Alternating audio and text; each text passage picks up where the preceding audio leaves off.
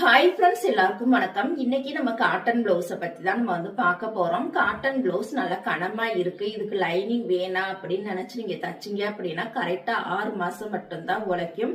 அதுக்கப்புறமா இந்த பிளவுஸ் கிழிஞ்சிடும். நம்ம எடுத்திருக்க அளவை விட கரெக்டா ஒரு 3/4 இன்ச் அல்லது 1 இன்ச் நம்ம புடிச்சு தச்சிடணும். சில துணிகள் நல்லா ரப்பர் மாதிரி இழுத்து கொடுத்துட்டே இருக்கும்.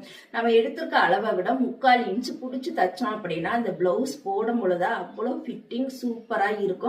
ஃபிட்டிங் நல்லா இருக்கா அப்படின்னு சொல்லிட்டு அந்த பிளவுஸையே நம்ம அடிக்கடி போடவும் ஆரம்பிச்சிருவோம். அப்படி அடிக்கடி அந்த பிளவுஸை போட்டோம் அப்படின்னா கரெக்டா 6வது மாசத்துல அந்த பிளவுஸ் ஏதாவது ஒரு இடத்துல கிழிஞ்சிரும். ஓகேங்களா?